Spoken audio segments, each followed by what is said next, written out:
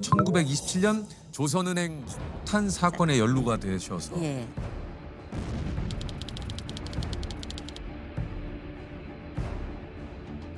예. 그 꿀단지라고 이렇게 그 조선인 폭탄 그거를 꿀단지라고 갖다 이렇게 솟아 있는데 맡겼는데 그렇게 그 글씨 채가 셋째 삼촌 글씨체하고 갔다 와 이렇게 돼가지고 사형제분이 몽땅 형제분들이 다요. 예. 근데 왜 형제분들까지 다? 예. 그러니까 글씨체가 비슷하다고 아, 예. 체포를 한 거죠. 예.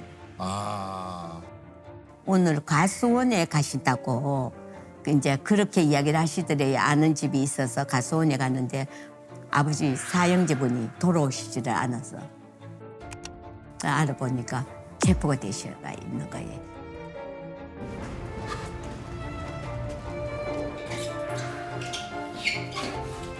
조선은행 폭탄 사건 때부터 저희 아버지가 감옥에 가시기 시작했거든요. 이게 이제 이육사는 사실 이게 이제 많이 알려졌지만 이제 필명이고 예. 사실은 이제 본명은 이원록 선생님, 이원록 선생님이시고 네. 이게 옥고를 치를 당시에 이제 수임 번호에서 예. 이육사라는 이 필명이 이제 생겨나게 된 거죠. 예. 지었을 때 처음에는 필사갈 육자를 썼어요. 일본의 뒤엎을 수 있는 그런 걸 썼는데 집안 어른들이 너무 강한 걸 하면 자기가 다친다고 좀 부드러운 걸 해봐라. 그래 대적할 때 육자를 써. 이게 사실 우리 이육사 선생님의 여섯 형제가 모두 독립운동을 하셨고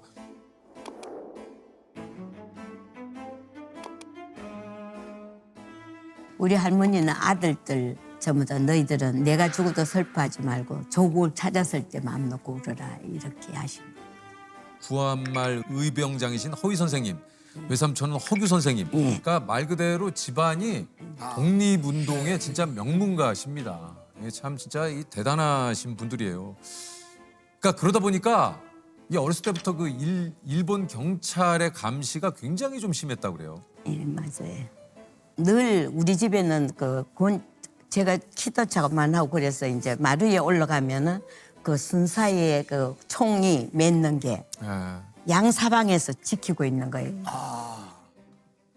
아니 이게 저 1930년에 광주 학생 항일운동 관련 여파로 인해서 체포가 또 되시고 31년엔 대구 경문 사건 관련자로 체포. 그러니까 이게 아까도 얘기했지만 17번이나 투옥이 되셨대요. 그게 항상 요 시찰 인물이니까 무슨 일만 터지면 제일 먼저 우리 체포를. 아버지 체포를.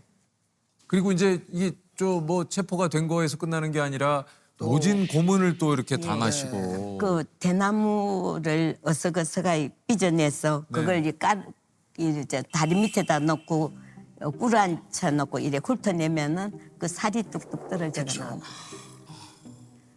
그때 정말로 고문이 세가지고 그 우리 어머니가 뭐 바지 손바지 저거를 일주일에 2벌 썼는데 그게 다 피로 물들어나왔대요. 그래서 할머니랑 어머니가 좀 노심손사했다고 그런 이야기를. 뭐 이런 모진 그 고초와 고문을 당하시고도 이게 저 워낙에 강직하신 예. 이육사 선생님의 어떤 이 진짜 뜻을 꺾을 수는 없었다고 그래요. 예. 그러니까 참 저희 할머니가 그러셨대요. 6형제를 키우면서 우리 아버지 둘째가 들어오면 옥기시염이 진다. 이런 이야기를 하셨대요. 그러니까 저희 아버지가 굉장히 강직하신 분이고 일을 투철하게 지키는 분이라서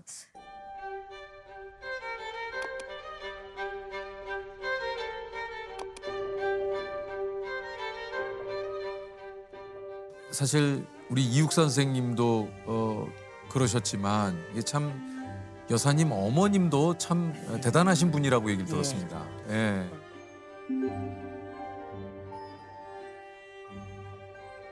아버지 늘 요시찰 인물이니까 뭐 경찰들이 지키잖아요. 무슨 일만 터졌다 하면은 와서 어머니한테 따지는 거예요. 의자도 던지고 따구도 때리고 우리 언니 가졌을 때 그랬대요. 그러니까 우리 어머니가 너희네 나라도 인부에게는 손을 못 댄다고 기록이 남았는데 왜 아이나 나에게 그런 게 당신 처랑을 내가 고발하겠다고 당신이 인부를 때렸으니까 내가 가겠다고 그렇게 했던 게 미안하다고.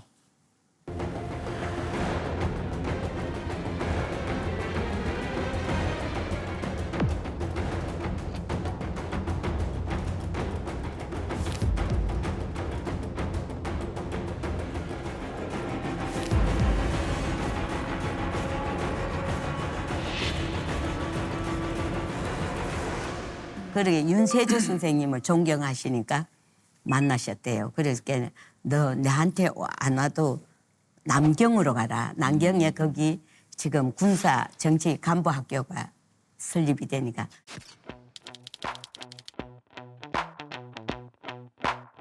그 저희 아버지가 일기생이에요.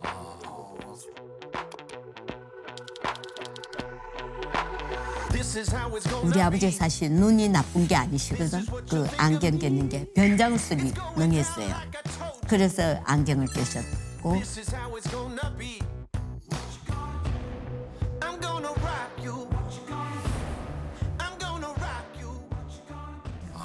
그 저희 아버지는 아주 무기를 잘 다루셨다고. 아, 그러셨어요? 예. 권총을 6자루를 갖고 오셨는데 그때는 뭐 전기가 없었잖아요. 네. 그 촛불을 끄락해가지고 끄고 나니까 그걸 해체해서 조립하는 식을 아주 알리했다고. 그리고 저희 아버지 특기가 권총은 말을 타고 달릴 때도 백벌립중 명중하는 명사수였대요. 아버님께서요? 예, 예. 야, 이육사 선생님께서 이 명사수였다라는 거를 네네네네. 야, 그러니까 불을 끄고 예. 총을 조립하고 이렇게 예. 하셨다는 얘기 아니에요? 예.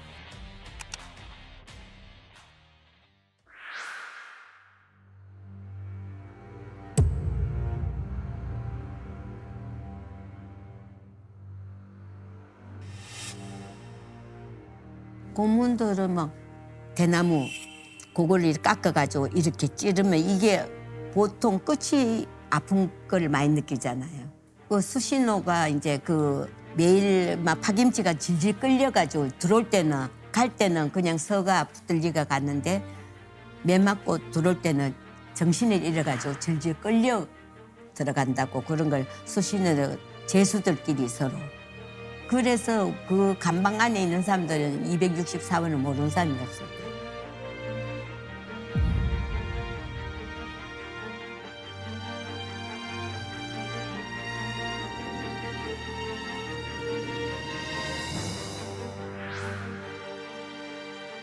고문을 당하고 그때서부터 몸이 건강이 안 좋아지셨어요. 반복된 옥살이로 건강이 좀 그 약해 폐가 나빠졌어요. 예, 지셨는데 이때 청포도 절정 파초 이 독립을 독립에 대한 염원을 네. 담은 시를 담아내셨어요. 정말 멋있는 시고 멋진 시예요. 그 지금 힘도 느껴지고요. 맞아요. 네.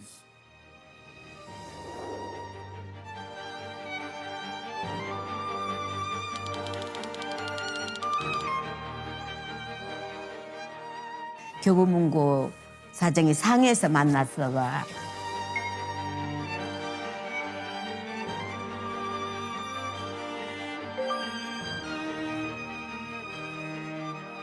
내가 돈을 좀 모았는데 조선에서 뭘 하면 좋겠나 이렇게 물었을 때 아버지가 서슴없이 인재를 키워라고. 우리나라는 인재가 필요한 시대다.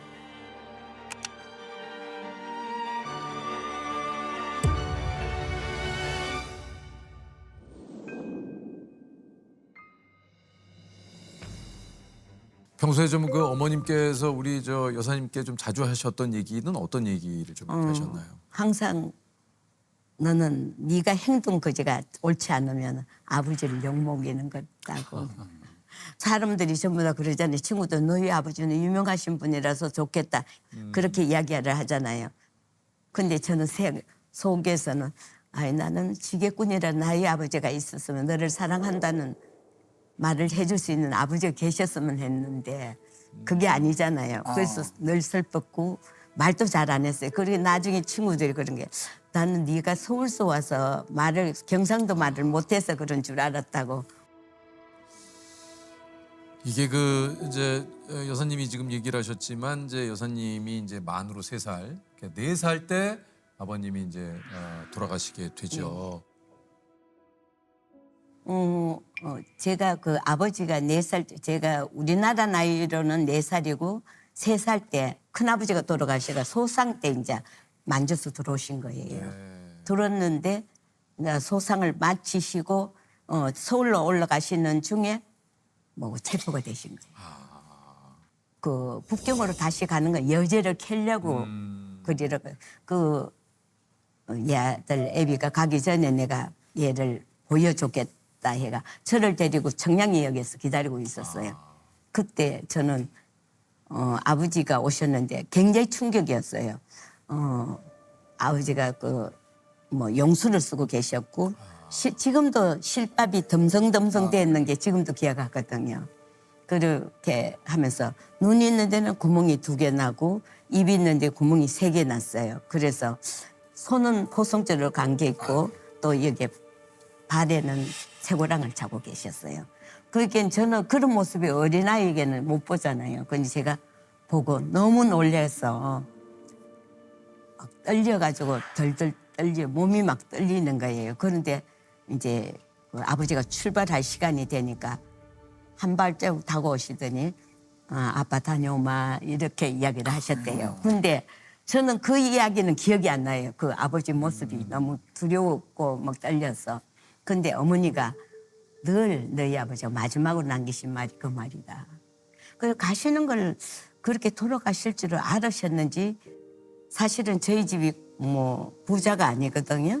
가난한데 화신백화점에 아무나 가는 데가 아니잖아요. 화신백화점 그렇죠. 예, 화신백화점에 가서 자주색 벨벳으로 된 옷을 2피스를 사오시고 핑크색 모자에다가 가죽 구두 까만 가죽 구두를 사오셨어요. 근데 옷을 아버지가 동분서주 하시니까 자기 딸이 사이즈가 얼마 정도 정확하게 몰라가지고 굉장히 큰 걸 사오셔가지고 제가 6살 때까지 입었어요. 아버지 돌아가시고 6살 때까지 입었던 그런 기억이 있거든요. 독사진을 다 찍어가지고 다 집집이 하나씩을 주면서 삼촌이 보고 싶을 때 이 사진을 보라고 주셨는데 그 사진이 마지막 영정사진이 됐거든.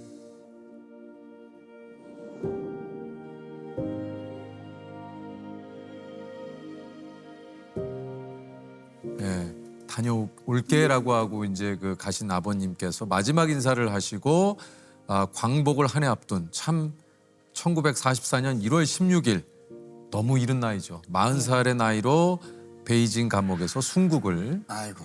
하셨습니다. 혹시 그 어린 나이지만 이 날이 좀 기억이 나시는지요? 제가 그 어머니가 그 이제 뭐 전보가 왔는가 그랬어요. 그러게 이제 이렇게 보더니 방을 하나 비워라고 그래서 비우니까 어머니가 비녀를 이렇게 뽑으시더라고. 머리를 풀고 크게 막 곡을 하시는 거예요. 그렇게 설게 곡을 하시어서 저는 뭐 누가 어떻게 됐는 것도 모르고 어머니가 너무 슬프게 우니까 저도 따라서 같이 울었던 그런 기억을 갖고 있어요. 이게 참 저희가 그래서 네. 그 부모님께 이제 부모님과 함께 찍은 사진이 없다고 그러셔가지고 요즘 이제 AI 기술이 예. 네. 엄청 너무 발달을 많이 했잖아요. 발달했어요. 그래서 저희가 한번 좀 준비를 한번 해봤습니다. 한번 보시겠습니까? 네.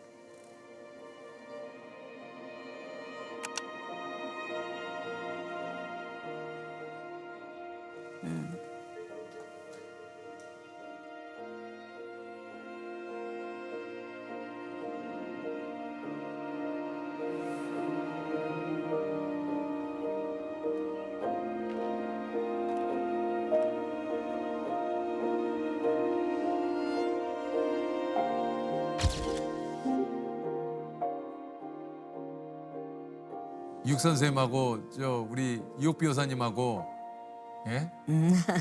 어머님하고 예. 어떠세요? 저희는 아버지가 웃는 모습을 잘 못 보잖아요. 사진상으로 볼 때는 웃으시지를 않았어요. 그래서 보고 우리 아버지가 웃는 모습도 볼 수 있게.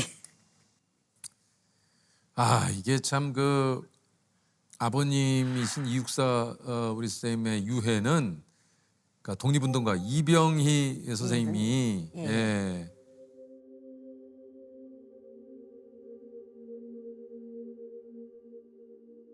(16일) 날 아침에 그 간수장이 왔더래요. 자기를 만나러. 지난밤에 새벽에 돌아가셨다고. 그래 가니까 이제 관 뚜껑을 여니까 뚜껑을 여니까 저희 아버지가 온전히 피를 낭자해가 있고 눈을 감지를 못했더래요.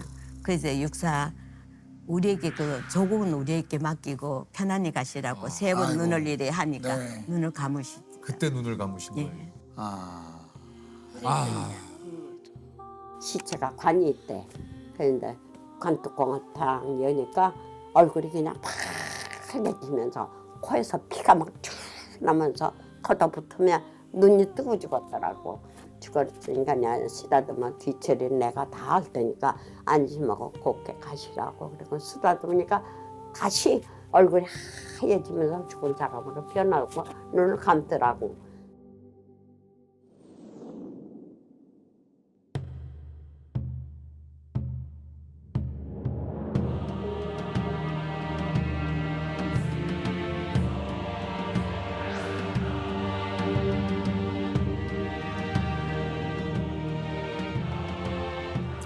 광야 까마득한 날에 하늘이 처음 열리고 어디 닭우는 소리 들렸으랴. 모든 산맥들이 바다를 연모에 휘달릴 때도 차마 이곳을 범하지 못하였으리라.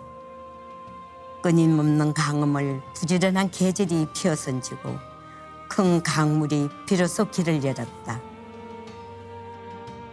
지금 눈 내리고 매화향기 홀로 아득하니 내 여기 가난한 노래의 시를 부려라. 이 광야에서 목 놓아 부르게 하리라. 초인이 온다 그러면은 독립이 되는구나 이런 생각하지만 저는 이런 생각으로 요즘은 초인이 우리 아버지가 아닐까. 우리 아버지가 직접 몸으로 뛰고 그랬으니까 그래서 그런 글을 쓸 수 있지 않았을까 이런 생각을 하지.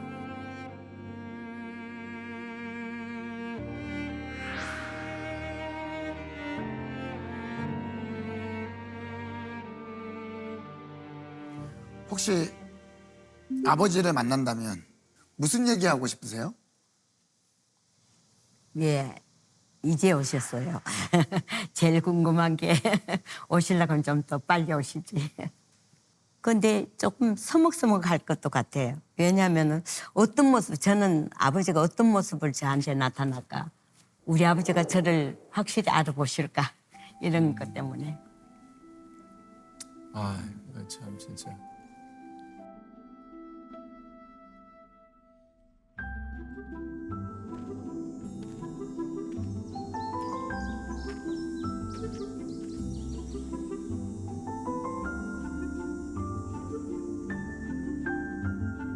올해가 광복 80주년입니다. 네네네. 네. 우리가 이제 늘 얘기 드립니다만 이렇게 살아갈 수 있었던 건요. 정말 숭고한 희생을 통해서 맞습니다. 우리나라를 지켜오신 우리 수많은 분들의 희생 때문이 아니었나 하는 생각이 듭니다. 우리 독립운동가 분들의 헌신을 절대 잊지 말아야겠습니다.